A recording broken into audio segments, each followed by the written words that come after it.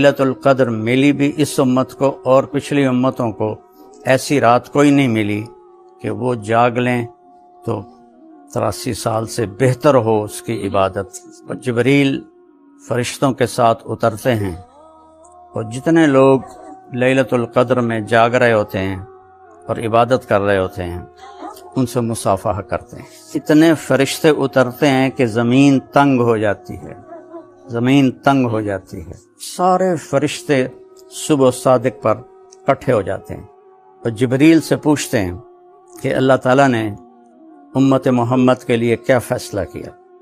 تو جبریل فرماتے ہیں اللہ تعالیٰ نے سب کی بخشش فرما دی سوائے 4 آدمیوں کی۔ تو میرے بھائی بہنوں، رمضان کا مہینہ ہے تو آپ سب کی خدمت میں گزارش ہے دل کھول کے دیں۔ سارے فلاحی کام چندے سے ہی چلتے ہیں۔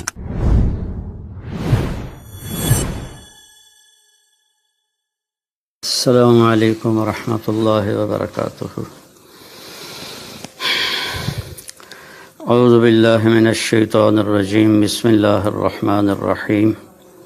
انا انزلناہ فی لیلۃ القدر وما ادراک ما لیلۃ القدر لیلۃ القدر خیر من الف شہر تنزل الملائکۃ والروح فیہا بإذن ربہم من کل امر سلام ہی حتی مطلع الفجر۔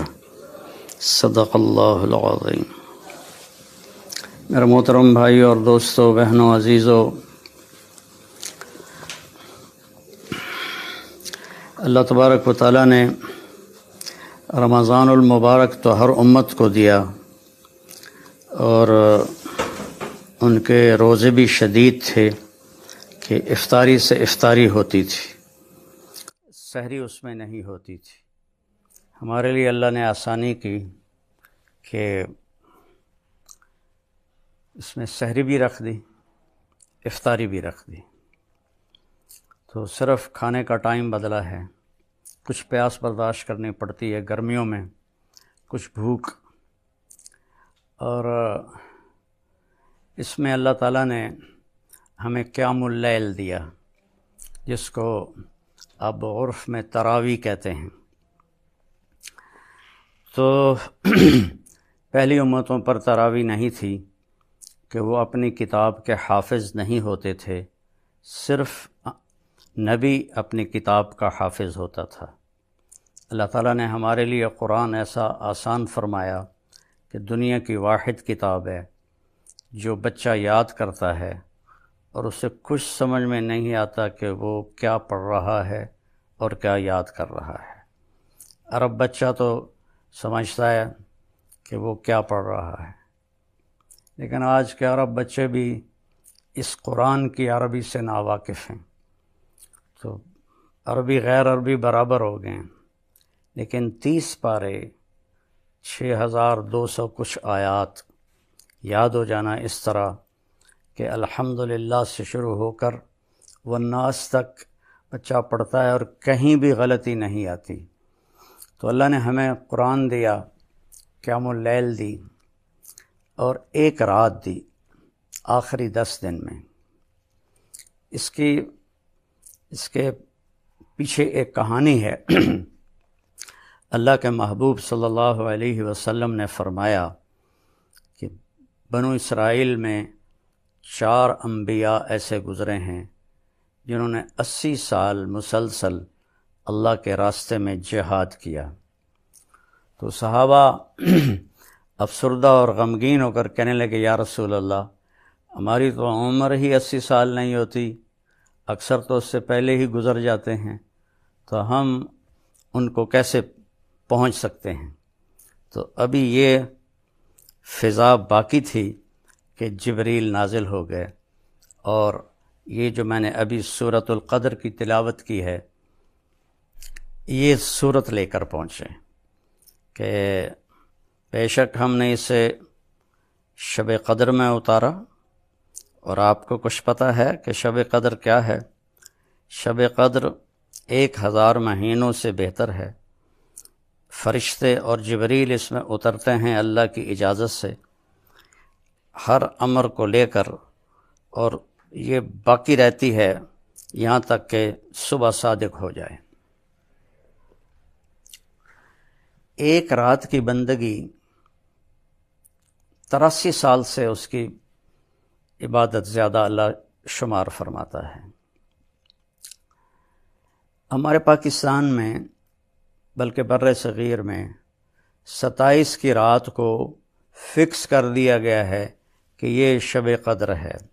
یہ ایک بہت بڑا مغالطہ ہے۔ شب قدر میرے نبی نے فرمایا تاک راتوں میں گھومتی رہتی ہے، اسے تلاش کرو۔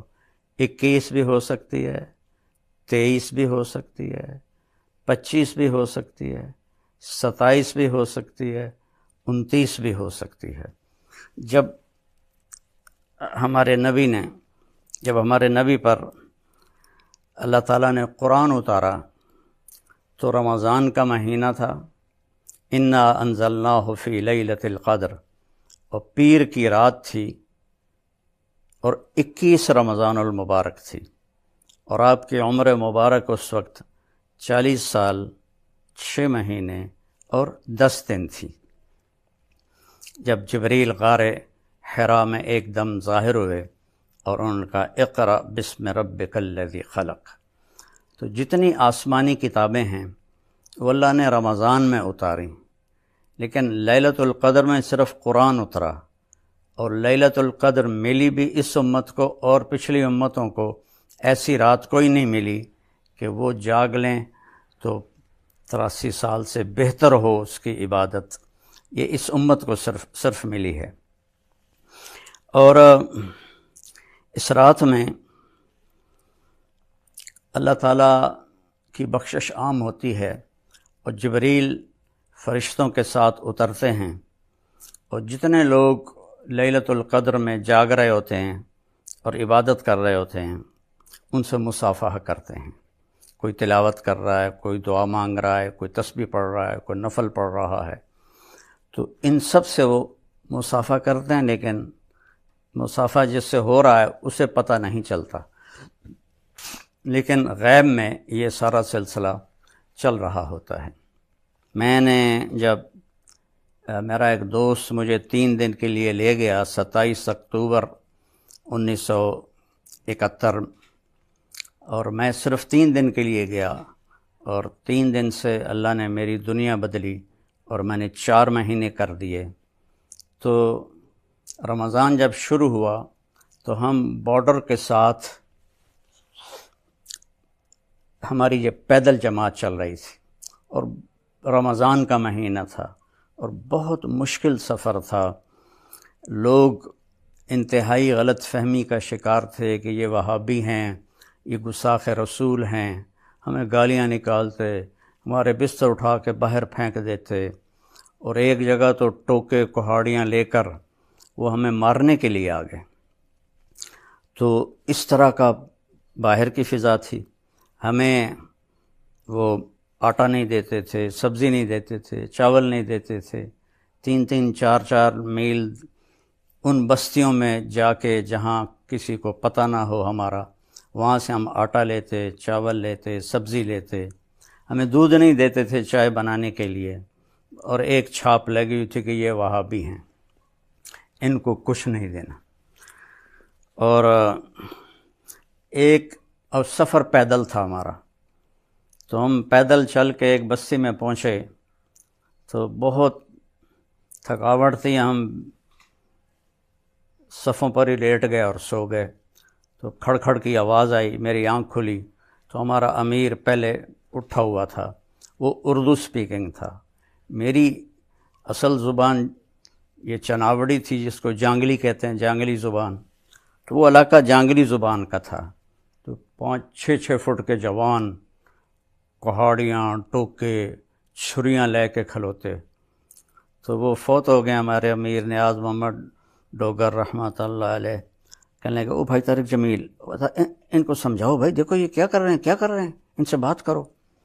تو میں نے ان سے کہا، بھائی میں ویکھ لیا تسی اصلہ چاہتے آئے ہو، ہن اسی دوڑ تا سکدے نہیں ہیں، جو تسی کرنا ہے کر دے، جے پر پہلے ساڈی گل تے سن لو۔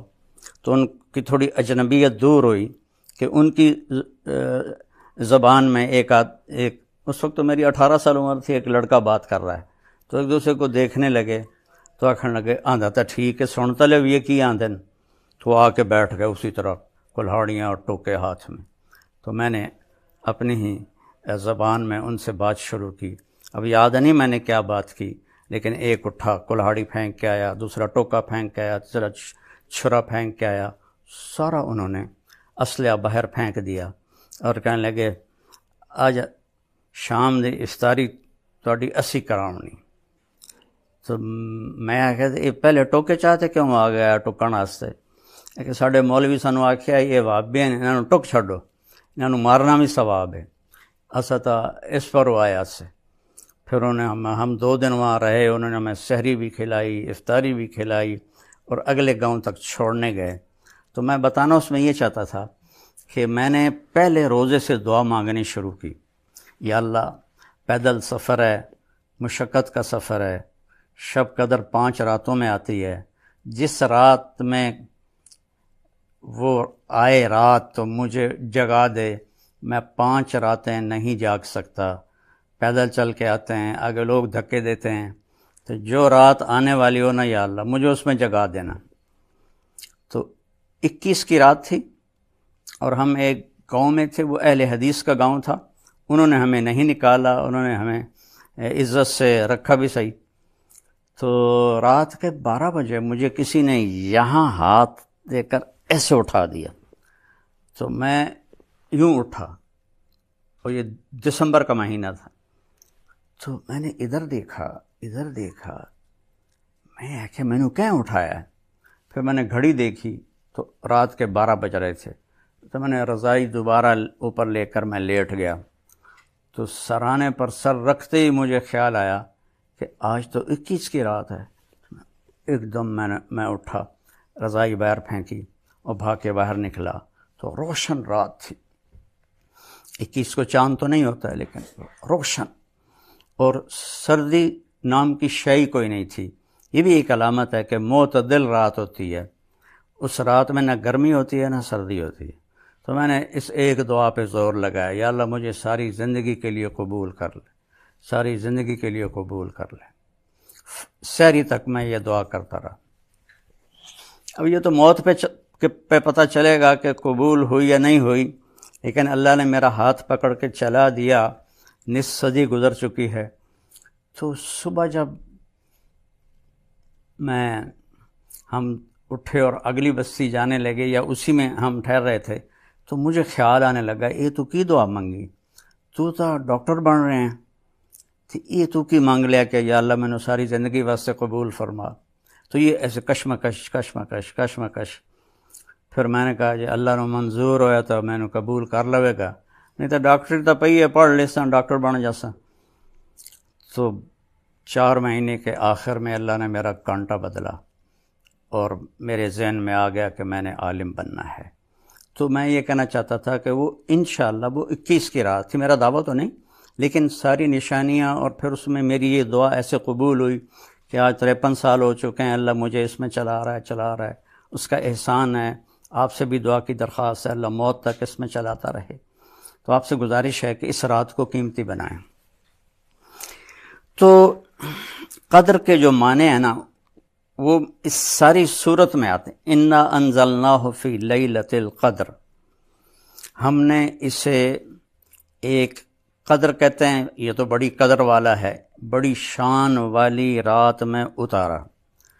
اور آپ کو پتہ ہے کہ وہ شان والی رات کیا ہے؟ وہ اتنی عظیم رات ہے کہ 1000 مہینوں سے وہ زیادہ بہتر ہے۔ یہ تو ایک معنی آ گیا کہ انا انزلناہ فی لیلۃ القدر، عظیم الشان رات ہے، انا انزلناہ فی لیلۃ القدر، اس میں آ گیا کہ یہ بڑی عظیم الشان رات ہے کہ اس میں قرآن اترا۔ دوسرا قدر قیمت کو بھی کہتے ہیں عربی میں۔ تو اگلا آیا کہ کچھ خبر ہے کہ وہ قدر کیا ہے لیلۃ القدر، تو اب قیمت بتائی، لیلۃ القدر 1000 مہینے کی عبادت سے بہتر ہے۔ پھر قدر کا معنی تنگی بھی ہوتا ہے، تو تنزل الملائکۃ والروح فیہا بإذن ربہم،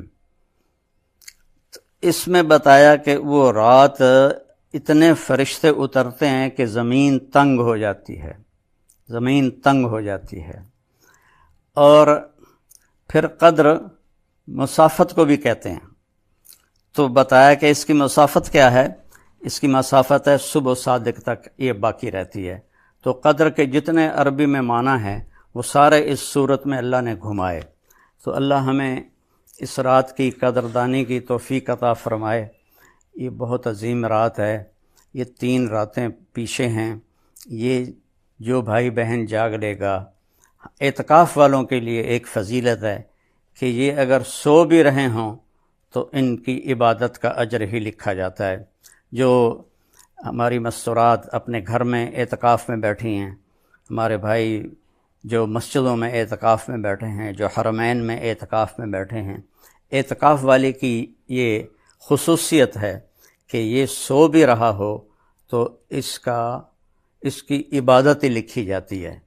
تو چونکہ اس نے 10 راتیں اللہ کو دے دیں تو اللہ تعالیٰ فرماتا ہے یہ سو بھی رہا ہو تو اس کی عبادت ہی لکھو، اس کا ذکر ہی لکھو، اس کی تلاوت ہی لکھو۔ پھر اس میں کیا ہوتا ہے کہ سارے فرشتے صبح صادق پر اکٹھے ہو جاتے ہیں اور جبریل سے پوچھتے ہیں کہ اللہ تعالیٰ نے امت محمد کے لیے کیا فیصلہ کیا؟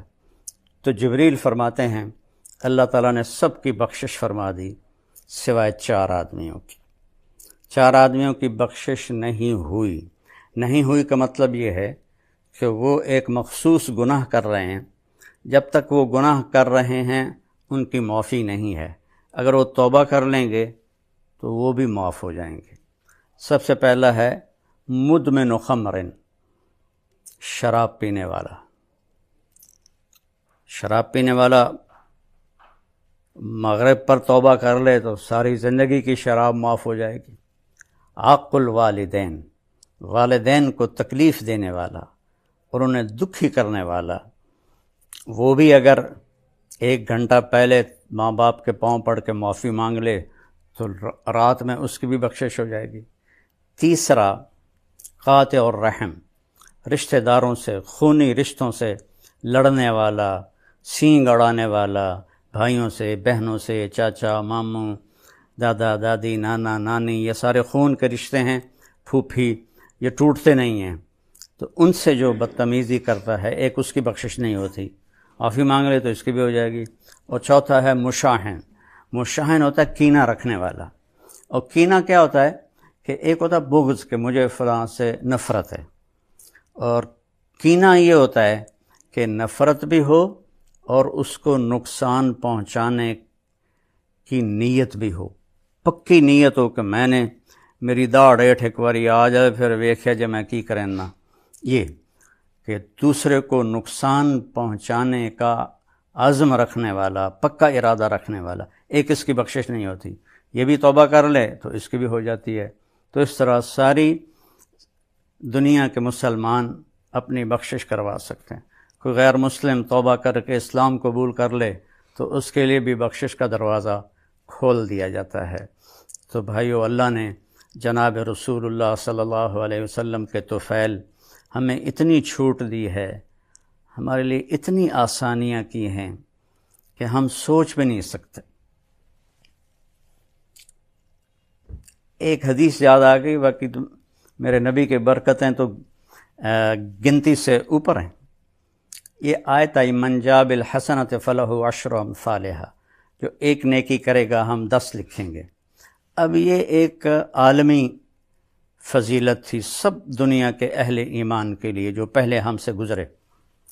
تو میرے نبی نے عرض کی یا اللہ زد امت، یا اللہ یہ تو نے ساری امتوں کو دیا، میری امت کو زیادہ دے۔ تو اللہ نے دوسری آیت اتاری، من ذا الذی یقرض اللہ قرضا حسنا فیضاعف له اضعافا کثیرا، مجھے کون قرضہ دیتا ہے میں اسے کئی گنا کر کے واپس کروں۔ تو میرے نبی نے عرض کیا اللہ زد امتی، یا اللہ کچھ زیادہ کر دے، اس میں کوئی گنتی کوئی نہیں تھی تو میں کئی گنا زیادہ کر کے دوں۔ تو اللہ کے نبی نے عرض کی یا اللہ کچھ زیادہ کر دے۔ تو اللہ نے تیسری آیت اتاری، مثل الذین ينفقون अमालहुम फ़ी सबीलिल्लाहि कमसलि हब्बतिन अम्बतत सबअ सनाबिल फ़ी कुल्लि सुम्बलतिन मिअतु हब्बा वल्लाहु युज़ाइफ़ु लिमन यशा वल्लाहु वासिउन अलीम, कि जो 1 रुपया मेरे नाम पे खर्च करेगा उसके 700 गुना करके लिखूँगा। तो 1 पे 700 तो कभी किसी को मिला ही नहीं। फिर भी मेरे नबी ने अर्ज़ की, कुर्बान जाऊँ आपकी मोहब्बत पर जो उम्मत के साथ थी, रब ज़िद उम्मती, यारा थोड़ा और ज़्यादा कर दे, तैनू केड़ी कमी है। तो फिर अल्लाह ने ये आयत उतारी, अच्छा मेरे महबूब छोड़ो गिनती ज़रब तकसीम, इन्नमा युवफ़्फ़स साबिरून अजरहुम बग़ैर हिसाब, हम आपकी उम्मत में जो सब्र के साथ ज़िंदगी गुजार देंगे उनको बेहिसाब देंगे। 2 मतलब हैं, एक ये कि इनका कोई हिसाब नहीं होगा, और दूसरा ये कि छप्पर फाड़ के देंगे, कि इतना देंगे कि वो कोई हिसाब भी नहीं कर सकेगा। ये दोनों मतलब हैं इस लफ्ज़ के। तो मेरे नबी की तुफ़ैल अल्लाह ने हमें शब क़द्र अता फ़रमाई, ईद की नमाज़ अता फ़रमाई। हमसे पहले ईद की नमाज़ कोई नहीं थी, हमें ईद की नमाज़ दी, हमें क़यामुल लैल दिया, इसमें जन्नत के दरवाज़े खोल के दोज़ख के दरवाज़े बंद कर दिए, शैतानों को बंद कर दिया, और नफल को फ़र्ज़ के बराबर कर दिया, फ़र्ज़ को 70 गुना कर दिया, और सारी मखलूक को रोज़ा रखने वालों के लिए दुआ में मशगूल कर दिया। पूरी कायनात की मखलूक जानदार बेजान रोज़ा रखने वालों के लिए दुआ करती है, और आखिरी रात चाहे 29 की हो चाहे 30 की हो। और एक और फजीलत है कि महीना 29 का हो, रोज़े हमारे 30 लिखे जाएंगे। महीना 30 का है फिर तो 30 ही लिखे गए, लेकिन अगर 29 का महीना है तो हमारे रोज़े 30 ही लिखे जाएंगे, कि अल्लाह फरमाएंगे मेरे बंदे तो तैयार थे 30वां रोज़ा रखने के लिए, मैंने 29 पर चाँद निकाल दिया तो 30वां रोज़ा भी इनका लिख दिया जाए। तो इस तरह भाई बहनों, ये कीमती रातें, कीमती दिन जल्दी से गुज़र जाते हैं। तो इन दिनों में हम बड़े गुनाहों से तौबा कर लें और अपने अल्लाह को राज़ी करने के लिए ये उसकी बारगाह में झुक जाएं, तो अल्लाह माफ़ करने वाला है, मेहरबान है। कि जो भी सुन रहे हैं वो जागें और अल्लाह से मांगें, या जितना जाग सकते हैं। नींद आ जाए तो मेरा नबी कहता सो जाओ, अपने आप को ज़बरदस्ती न जगाओ, बशाशत के साथ जागो, और थक जाओ तो लेट जाओ, अल्लाह मेहरबान है। अल्लाह हमें इसकी कदरदानी की तौफीक नसीब फरमाए। अस्सलामु अलैकुम व रहमतुल्लाह। लैलतुल क़द्र, इन्ना अंज़लनाहु फ़ी लैलतिल क़द्र वमा अदराका मा लैलतुल क़द्र, लैलतुल क़द्र खैरुम मिन अल्फ़ि शहर, तनज़्ज़लुल मलाइकतु फ़ीहा बिइज़्नि रब्बिहिम मिन कुल्लि अम्र, सलामुन हिय हत्ता मत्लइल फ़ज्र। हमने कुरान को लैलतुल क़द्र में उतारा। तुम्हें क्या खबर कि लैलतुल क़द्र क्या है? इसमें फरिश्ते उतरते हैं और ये सुबह तक रहती है। लफ्ज़ क़द्र अरबी में इसका एक मतलब है कीमत। सुभान अल्लाह। तो अल्लाह ने कहा मैं तुम्हें बताऊं, आप सब ताजर बैठे हो, लैलतुल क़द्र की कीमत क्या है? 1000 महीनों से बेहतर है, 1000 महीनों से बेहतर है। अब 1 रुपए पर 1000 नफा ले सकते हैं? दुनिया में कोई ऐसा कारोबार है? जो हीरोइन बेचते हैं वो भी नहीं ले सकते। और मेरा अल्लाह कह रहा है 1 रात 1000 महीने, यानी कोई 82-83 साल। ये तो आ गया पहला क़द्र। दूसरा इसका मतलब है तंग पड़ जाना, तंग पड़, फ़क़दर अलैहि रिज़्क़हु। तो तनज़्ज़लुल मलाइकतु फ़ीहा, तनज़्ज़लुल मलाइकतु वर्रूहु फ़ीहा, कि उस रात इतने फरिश्ते उतरते हैं कि जमीन तंग पड़ जाती है। सुभान अल्लाह, इतने फरिश्ते आते हैं जमीन तंग पड़ जाती है। तीसरा मतलब है क़द्र,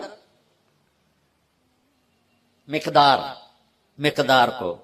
तो अल्लाह ताला ने उसका आखिरी मतलब भी बताया, सलामुन हिय हत्ता मत्लइल फ़ज्र, कि ये फजर की नमाज तक, फजर की अजान तक ये रहती है।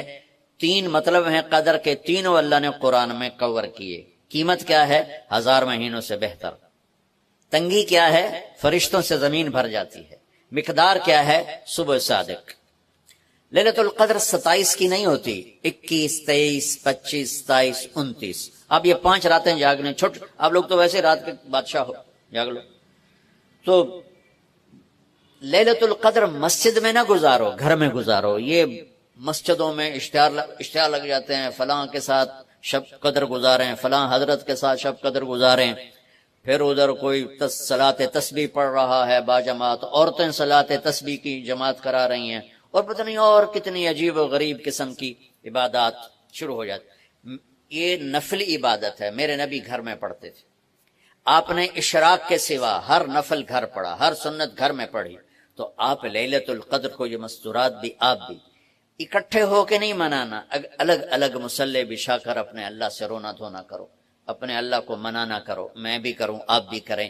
نوافل کی جیسے ابھی شب برات گزری تو اشتہار تھے. میں جا رہا تھا ادھر علام آباد میں، ایک جنازہ ہو گیا تھا، تو اشتہار فلاں حضرت کے ساتھ شب برات گزاریں، فلاں مسجد میں شب برات گزاریں، فلاں جگہ شب برات گزاریں. بھائی وہ گھر میں منانے کی ہے، مسجد میں نہیں.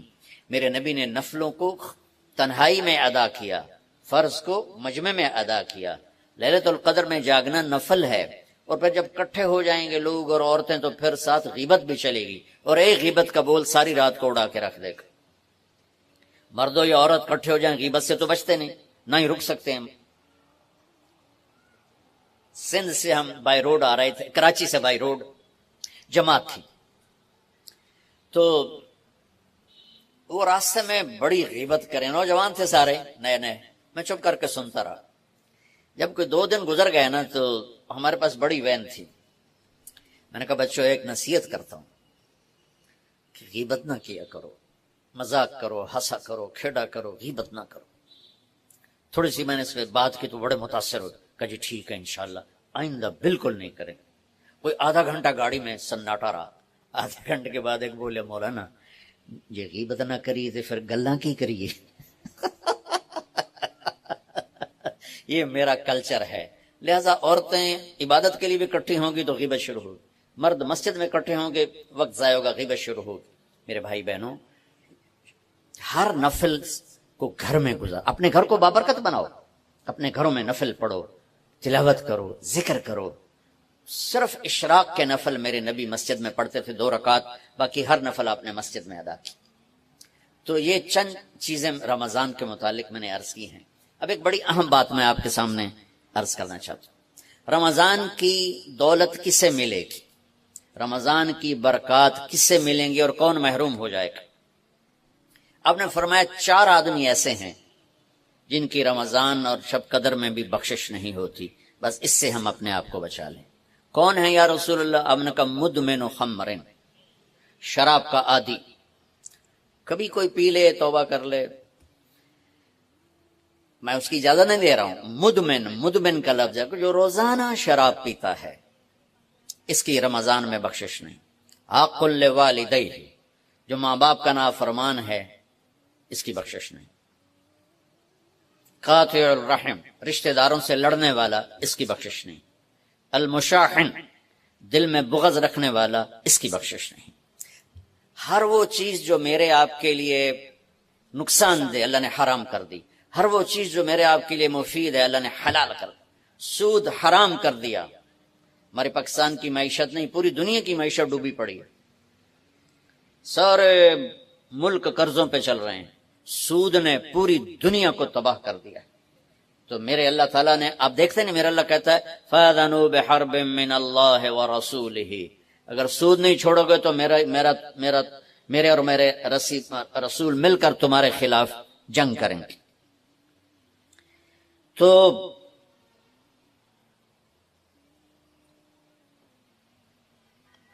ہر وہ چیز جو مضر ہے اللہ اس سے بند، چکے سود چند ہاتھوں میں دولت کٹھی کر دیتا ہے اور غریبوں کے چولہے ٹھنڈے ہو جاتے ہیں. یہ اللہ کو ناپسند. جو بھی بھائی پھنسے ہوئے ہیں نکلنے کی نیت کریں اور کوشش کریں، انشاءاللہ چین کی نیند سوئیں گے، چین سے اٹھیں گے. ایک عبد الرحمن بن عوف کے 4 اصول بتا دیتے ہوں، سب تاجر بیٹھے ہو، اور صحابہ میں سب سے مالدار ہستی تھے. انہوں نے ایک دن فرمایا میں نے زندگی بھر نہ ادھار خریدا نہ ادھار بیچا. اگرچہ یہ آپ کو آج کے ماحول میں بڑی عجیب بات لگے گی چونکہ ہمارے سارے بازار ادھار پہ چلے گئے ہیں. انہوں نے نہ کبھی ادھار خریدا نہ ادھار بیچا. تو کتنا سکون ہو گیا، آرام سے سو رہے ہیں.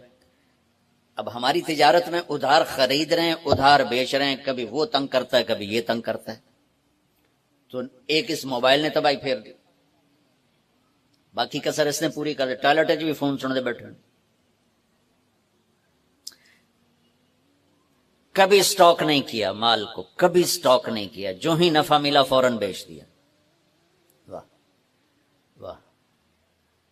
تو ادھار خریدا نہیں، ادھار بیچا نہیں، 2 کبھی سٹاک نہیں کیا، 3 اور کبھی سودے کا عیب چھپایا نہیں. اس میں کوئی عیب ہے بتا دیا. آپ اس پہ آ جائیں، آپ کو شروع میں مشکل ہوگی. اس کے ساتھ سچائی اور دیانتداری کو جوڑ دیں، اللہ کی قسم آپ کا سوتر منڈی جانا بھی عبادت بن جائے گا، آپ کا مل میں جانا بھی عبادت بن جائے گا اگر آپ اپنے تجارت کے ساتھ سچائی اور دیانتداری کو لے آتے. پھر اللہ تعالیٰ نے اس میں غریب آدمی کے روزے اچھے گزر جائیں، عید اچھی گزر جائے، اس کے لیے اللہ تعالیٰ نے صدقہ فطر رکھا ہے. ہم اسے عید کے ساتھ جوڑ دیتے. پہلی رمضان سے دینا چاہیے تاکہ غریب اپنا کوئی روزہ تو رکھ سکے. پہلے رمضان سے 29 رمضان تک جب مرضی دے دیں. اور اگر وہ فطرانہ ادا نہیں کرتا تو اس کے روزے اس کے سر کے اوپر سے بھی نہیں جاتے، وہیں کھڑے رہتے ہیں. اور عام طور پر یہاں اخبار میں ٹی وی پر گندم کے لحاظ سے آتا ہے 2 سیر کنک دے دو، وہ تھوڑے سے پیسے ہیں، 100-200 روپے ہے. میں آپ کو آپ سب مالدار لوگ بیٹھے ہیں، میں آپ کو اپنے نبی کا صدقہ فطر بتاتا ہوں کہ آپ کیا دیتے تھے. آپ کشمش دیتے تھے، کھجور دیتے تھے، جو بھی دیے ہیں. تو کشمش 3 کلو، بازار میں 3.5 کلو. بازار میں جا کے پوچھیں جو سب سے اچھی کشمش ہو یا پھر درمیانی، گھٹیا نہیں درمیانی اور سب سے اچھی، پتہ کرے وہ کتنی ہے. 1000 روپے کلو ہے، 1500 روپے کلو ہے. آپ کے گھر کے 4 افراد ہیں تو ایک گھر سے 6000 روپیہ غریب کو جائے گا. آج تو 6000 میں ایک ہفتہ نہیں گزرتا.